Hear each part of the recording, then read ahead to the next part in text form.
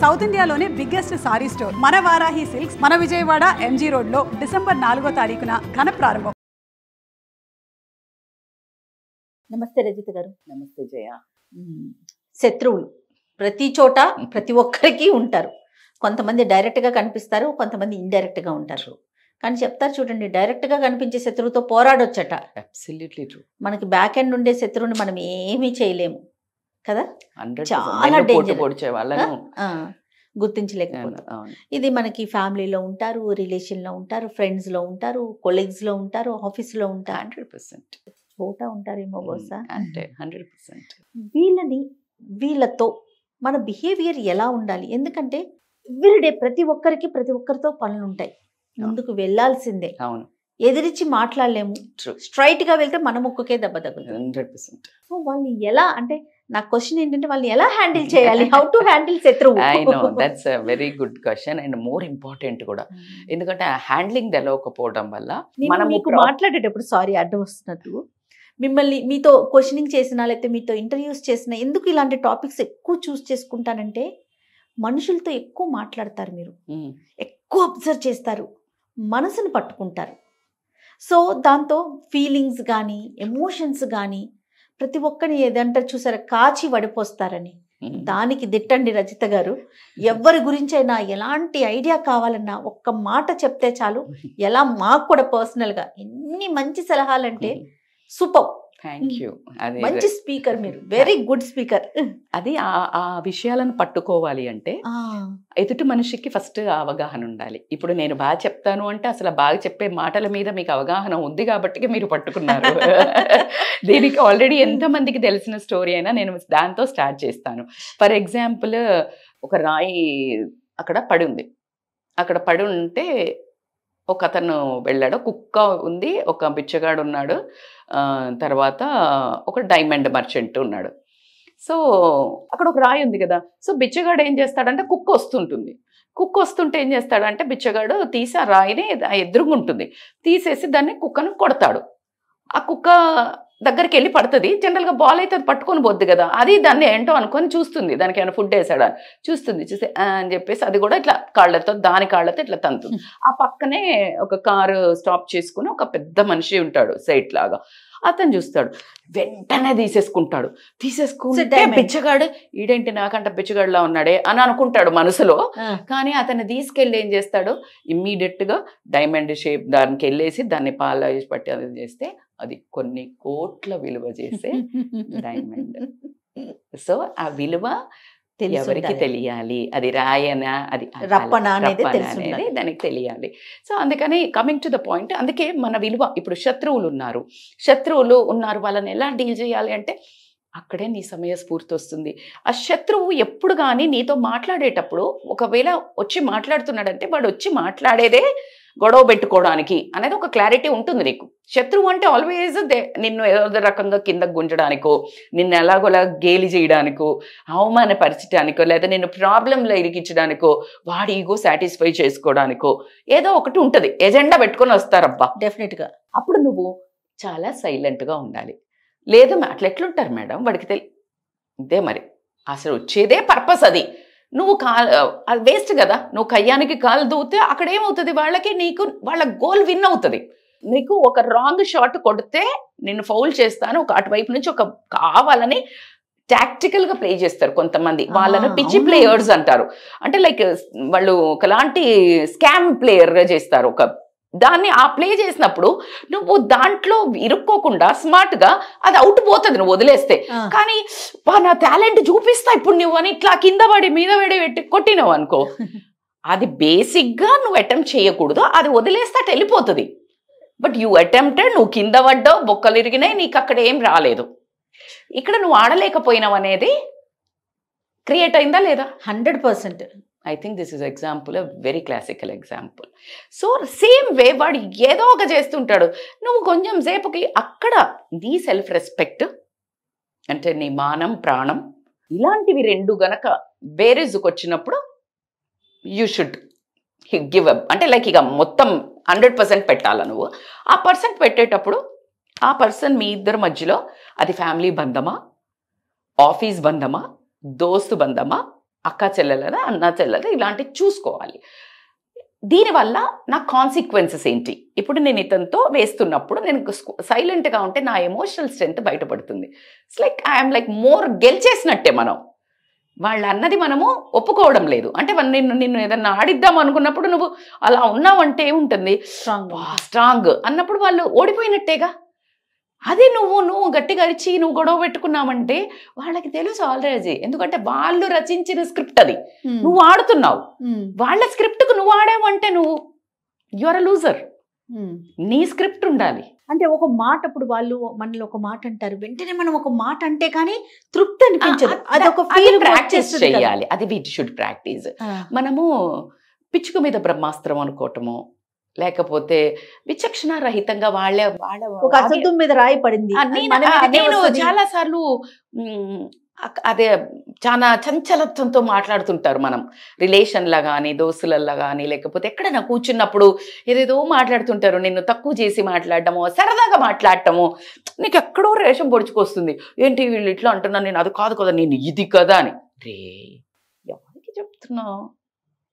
నువ్వేంటో తెలిసే నిన్ను తక్కువ చేయడానికి ఒక ప్లానింగ్ జరుగుతోంది. ఎగ్జాక్ట్లీ. నువ్వు ఎందుకు ప్రూవ్ చేస్తావు? ఎవరికి ప్రూవ్ చేయాలి? అవునా కాదా? 100%. అది నా ఉద్దేశంలో ఏంటంటే అంటే వేస్ట్ అది మనకు. అదే ఇందాక మీరు అన్నట్టు పిచ్చుకు మీద బ్రహ్మాస్త్రం. So I prefer silent. Emotional strength చూపించండి, వదిలేండి. రెండోది నాన్ కంట్రోలబుల్. శత్రువు ఇప్పుడు తన టాలెంట్ మన మీద చూపించడానికి వస్తున్నారు. మీరు అన్నట్టుగా సైలెంట్ గా ఊరుకుంటే వాడు ఏం చేయలేక పక్క నుంచి వెళ్ళిపోతాడు. అవును. కానీ మనం ఓకే వీళ్ళు చాలా స్ట్రాంగ్, వీళ్ళ దగ్గరికి వెళ్ళకూడదన్న థాట్ వాడికి ఎప్పుడు వస్తుంది? టైం పడుతుంది. ఒక్కొక్కడు తెలివిలేని వెదవవాడికి ఇంకా అసలు మూర్ఖుడు అంటే మూర్ఖురాలో ఎనీబడి బట్ అది ఏ పనిగా అంటే ఇప్పటికి పని చెయ్యదు. పిచ్చోడికి ఏమైనా పని చేస్తుందా? ఇప్పుడు నువ్వు ఎన్నిసార్లు అలా చెయ్యొద్దు. ఇప్పుడు కొంతమంది ఇట్లా బట్టలు చింపేసుకుంటారు, అట్లా అంతా చేస్తారు. అది రాంగ్. నువ్వు చెప్తావు, వింటాడా? 2 సార్లు చెప్తావు, 3 సార్లు చెప్తావు, మంచిగా చెప్తావు, ఎన్నిసార్లు చెప్తావు, వినడు. ఎందుకంటే ఇక వాడికి రోగం నయం అవ్వని రోగం ఉంది. అది వాడి ప్రాబ్లం. నువ్వు ఇదే పని ఎంతమందిని మదరింగ్ చేస్తావు? ఎంతమందిని నువ్వు నేర్పించుకుంటూ పోతావు? నీ పని ఏంటి? నీ గోల్ ఏంటి? What's your goal? నీ గోల్కి అడ్డం పడుతున్నాడా? Then treat. Sit and confront. అది కూర్చొని మాట్లాడండి. అరే చూడమా, ఐ థింక్ నీకు నాతో కొంచెం ఏదో ప్రాబ్లం ఉన్నట్టు అర్థమవుతుంది. బెటర్ నా వేలకు రాకు అంటే అది వదిలించుకునేది. అసలు వాళ్ళు మన గోల్లో మనలో కనిపించరు అంటే రిలేషన్ కట్, డివోర్స్ అంతే.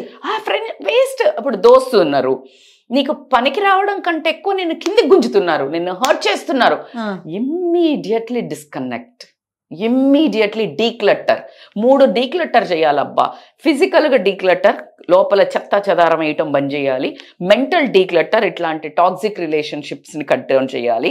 నీ social declutter, emails, WhatsApp messages, ఎవరెవరు నాన్ సెన్స్ ఊరికే పంపిస్తారు, దానికి నువ్వు టైం పాస్ మెసేజెస్ చేయడానికి ఎంత టైం వెయిట్ చేస్తావు? This is a very very important point you should understand. So ఈ శత్రువులు అనే వాళ్ళను నువ్వు కంట్రోల్ చేయగలుగుతావా లేదా?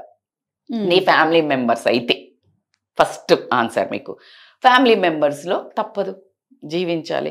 కానీ ఇందాకే చెప్పాం, మాన ప్రాణాల మీదకి వచ్చినప్పుడు అది ఎవరైనా ఒకటే, అంతా ఒకటే, బేర్ చేయొద్దు.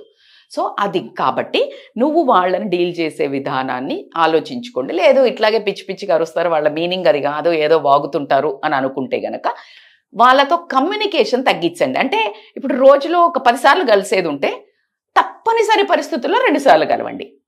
ఆ టైంలో 10 నిమిషాలు కలిస్తే 1 నిమిషం కలవండి. You will avoid. అండ్ వాళ్ళు ఏదైనా మాట్లాడినప్పుడు నువ్వు ఆన్సర్ చేయటం బంద్ చేయండి. ఓకే. ఇప్పుడు నేను మిమ్మల్ని అనగానే నేను అది కాదు అట్లా ఇట్లా ఎందుకు, అదే ఇందాక నేను అడిగిన క్వశ్చన్, ఎందుకు ఆన్సర్ చేస్తున్నావు? వాళ్ళకి తెలిసే అడుగుతున్నారు. ఇప్పుడు నీ గురించి తెలియని వాళ్ళకంటే చెప్పొచ్చు, తెలిసిన వాళ్ళు మళ్ళీ మళ్ళీ అడిగితే నువ్వు you're wasting time. Just avoid. నాకు ఇలాగే వస్తుంది, అయ్యో నేను చేయలేకపోతున్నాను, సారీ. అది కూడా స్మార్ట్ గా ఇంతే. ఎందుకు అంటే ఎప్పుడు కానీ గుర్తుపెట్టుకోండి, మీ సారీ అంటే కాంకర్ చేయాలి ఆ రిలేషన్ని కానీ, ఆ ఒక అక్కడున్న వాతావరణాన్ని కానీ అన్నప్పుడు ఖచ్చితంగా నువ్వు కొంచెం తగ్గాల్సిందే. సమయస్ఫూర్తి. అరే పవన్ కళ్యాణ్ గారు చెప్పారు కదా, ఎక్కడ తగ్గాలో ఎక్కడ నగ్గాలో తెలిసిన వాడే జీవితంలో ముందుకు పోతాడు. So that is the truth. ఎక్కడ నెగ్గాలో కాదు, ఎక్కడ తగ్గాలో తెలిసి 100% ఎక్కడ నెగ్గాలి, కొన్ని చోట్ల నెగ్గాలి. ఇప్పుడు అదే అబ్యూజివ్ రిలేషన్షిప్ ఉంది, Definitely ఫిజికల్ ఉంది, అక్కడ నెగ్గాల్సిందే. లేదు కొన్ని చోట్ల ఉంటుంది, కొన్ని చోట్ల ఏదో నోటి దులపిచ్చి తగ్గేస్తే పోలా. అత్త మామ ఉన్నారు, వాళ్ళకి తెలియదు, లేకపోతే ఏదో కొంచెం చాలా హర్ట్ఫుల్ మాటలు అంటారు, చాలా ఇబ్బంది అవుతుంది. కానీ హస్బెండ్ ఫ్యామిలీ, మన అమ్మ నాన్న కూడా సమ్ టైమ్స్ కొంతమంది అమ్మ నాన్నలు కూడా నోటిదులా ఉంటుంది, చాలా హర్ట్ చేస్తారు. భరించావు కదా, పిల్లని కూడా తక్కువ ఉండు, ఎక్కువ చెయ్యి, తక్కువ ఉండు టైం, ఎక్కువ చెయ్యి, నువ్వు చేయగలిగినంత చెయ్యి, మంచివి చెయ్యి, రెస్పాన్సిబిలిటీ చెయ్యి, తీసుకోకు. కానీ అదర్వైజ్ వాళ్ళు ఎంత పెద్ద శత్రువులు అనిపిస్తుంది అంటే మీ జీవితంలో మీ ఆయనకి నీకు మొత్తం రిలేషనే చెడిపోయేంత వస్తుంది. నీ జీవితాన్ని కొంతమంది అత్తగారు వాళ్ళు సతాయిస్తున్నారని సూసైడ్ చేసుకున్న వాళ్ళు ఉన్నారు. అవును. సో అక్కడ దాకా వెళ్ళకండి.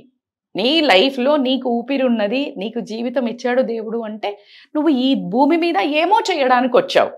100% ఫర్ షూర్ ఆ పర్పస్ కనుక్కో. అందుకే చాలా మంది చెప్తారు ఈ శత్రువులు ఏంట్రా బాబు, శత్రువులు ఎక్కర్లేరు. మీరు ఫస్ట్ డైలాగ్ కొట్టారు, ఎదుటిగా తెలిసిన శత్రువు కంటే తెలియని శత్రువు డేంజర్. శకుని ఏంటి, వీళ్ళందరినీ చంపడానికి శకుని మెయిన్ అసలు మహాభారతం జరగడానికి. ఆయనకి వీళ్లతో ప్రాబ్లం, కౌరవులతో. అందుకే పాచిక ఇదంతా చేశాడు. సో ఎవరు శత్రువు, ఈయన శత్రువు. అది ముఖ్యంగా అది మీరు ఆలోచించాలి. సో నువ్వు చేసేది నీ కాన్షియస్.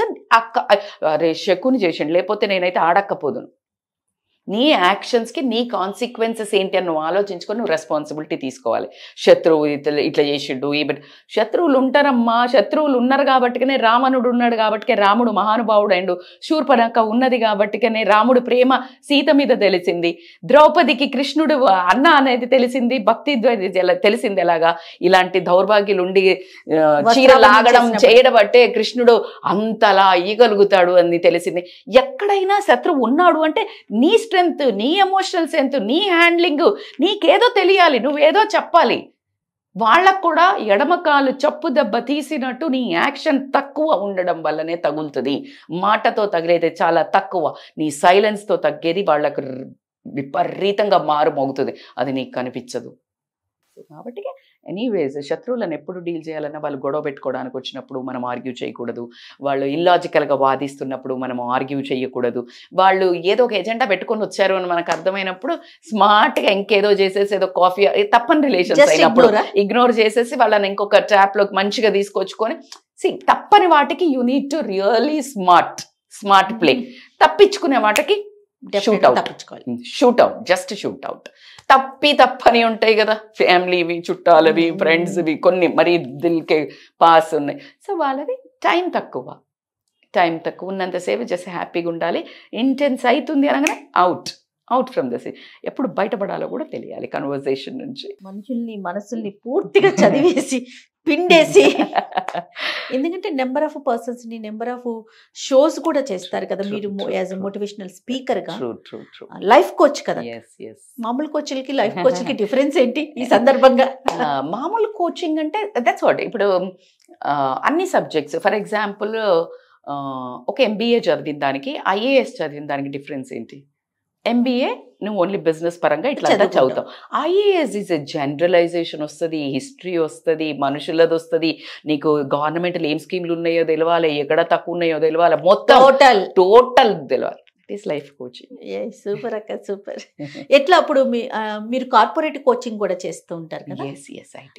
తెలుసు. ఎట్లా మిమ్మల్ని అప్రోచ్ కావాలంటే they can call on this screen మీద ఉన్న నెంబర్కి కాల్ చేస్తే మనం డీటెయిల్స్ ఇస్తాం. కమ్యూనికేషన్ స్కిల్స్ అనివ్వండి, వాళ్ళకి ఇప్పుడు ఒక వర్క్ ప్లే వాళ్ళ టైలర్ మేడ్, ఇప్పుడు వాళ్ళ ఆఫీస్లో వాళ్ళ దగ్గర ఏం లూప్ హోల్స్ ఉన్నాయి, రైట్ వాళ్ళకి అర్థమయ్యేటట్టు. ఇప్పుడు సేల్స్ వాళ్ళు ఉన్నారు, సేల్స్కి అసలు సేల్ అంటే అమ్మలేరు, మోటివేషన్ సరిపోదు, అది ఒక చిన్న ఉద్యోగం లాగా ఫీల్ అవుతారు. బట్ ఆ sale is the biggest business in the world.